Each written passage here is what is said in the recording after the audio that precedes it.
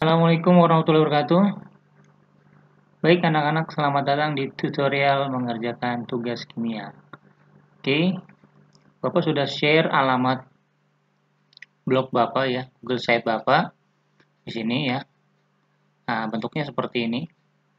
Nah, yang pertama langkahnya adalah kamu pencet ini ya, kelasnya ya. Nanti kamu akan masuk ke kelas 10 MIPA. Nah, di sini ada pilihan home, balik ke yang tadi, IPA 1, IPA 2, IPA 3. Nah, contohnya adalah misalnya kita IPA 1 nih, berarti pencet IPA 1, nanti akan muncul seperti ini, di kelas 10 MIPA 1. Nah, di sini ada prakata Bapak ya, dan di sini juga ada tabel nilai. Nah, ini yang penting, di mana di sini ada tugas 1, 2, 3, sampai 8 tugas ya.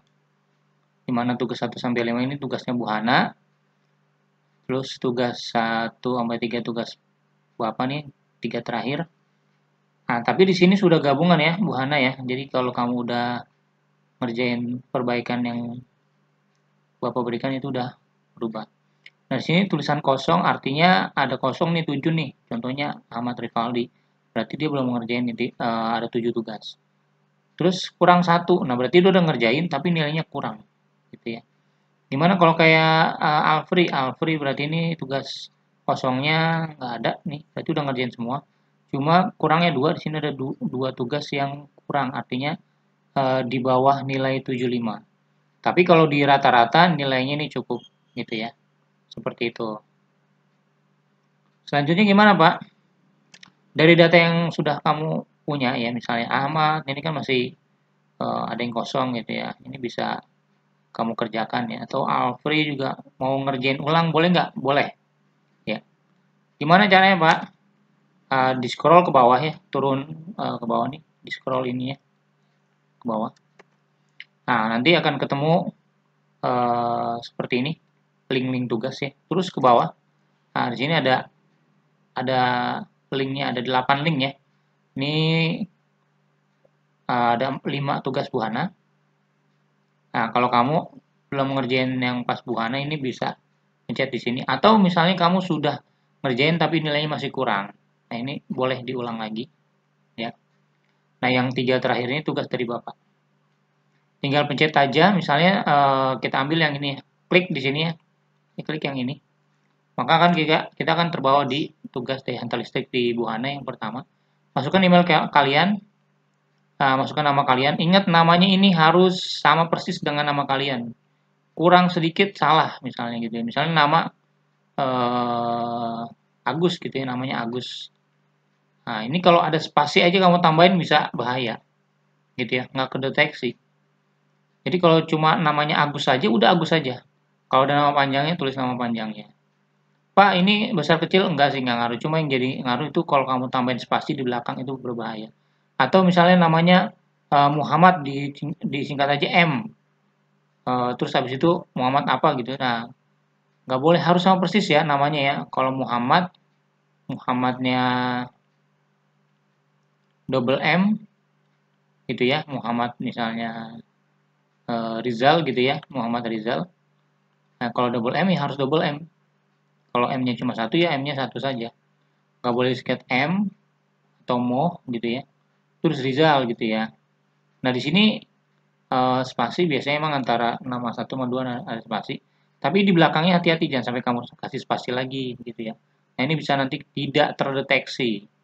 Terus untuk kelas gimana, Pak? Kelas itu harus pas ya. Kamu kalau IPA 1 IPA 1 checklistnya jangan IPA 2. Nah, dan untuk nama juga kadang-kadang ada yang salah nih, pernah ada yang nulis malah nulis kelas. Nah, ini harus hati-hati. Selanjutnya, Pak, kalau udah ngisi, Pak, kalau udah ngisi nanti kalau udah kamu submit, kamu bisa periksa kembali ke halaman yang tadi gitu ya di Google Site Bapak. Apakah udah berubah atau belum di sini? Ya, misalnya tadi namanya siapa gitu ya. Nanti cek lagi. Nah, kalau udah ngerjain biasanya udah berubah. Gimana Pak nggak berubah Pak? Masih kurang aja. Nah, penjelasannya bagaimana? Penjelasannya jadi seperti ini.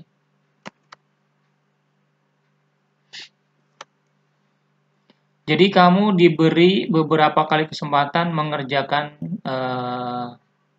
nilai ini ya.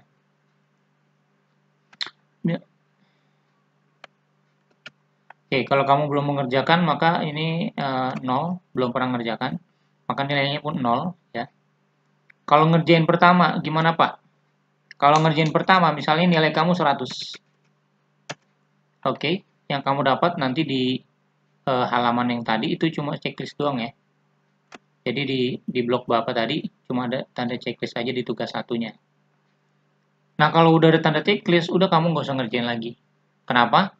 Karena kalau kamu misalnya ngerjain lagi, ya misalnya nilainya 100 lagi nih, seret, maka nilai maksimumnya itu 85. Jadi percobaan kedua nilai maksimum 85, percobaan ketiga nilai maksimum 80, keempat 75, kelima 70. Jadi makin lama makin turun. Jadi kalau udah ada tanda checklist, lebih baik kamu cukupkan. Gitu ya. Gitu. Pak, kalau misalnya nilai kedua 80, Pak gimana Pak? Kan ini kurang dari 85. Yang Bapak ambil nilai yang paling besar 100 gitu ya. Tapi karena nilai maksimum 85, maka nilai 100 ini kita konversi jadi 85 gitu. Kalau yang ketiga Pak, saya ngerjain lagi Pak, dapat 100 lagi Pak. Bagaimana Pak? Malah turun lagi gitu. Seperti itu. Jadi kalau dirasa nilainya udah tugasnya di situ udah checklist, udah cukupkan saja. Kalau nilainya kurang gimana Pak? Oke, kita lihat ya kalau misalnya nilainya kurang. Kita ngerjain pertama 70. Otomatis kurang dong. Ya, di blok Bapak tadi pasti ada tulisan kurang. Yang kedua Pak, 80 misalnya. Checklist, berarti udah cukup. Gitu ya. Kalaupun misalnya 100 Pak, checklist juga. Cuma nilai maksimum 85. Kayak gitu. Nah, di sini artinya setiap kamu ngerjain, kamu patokannya di sini. Di blok Bapak itu udah checklist belum tugasnya.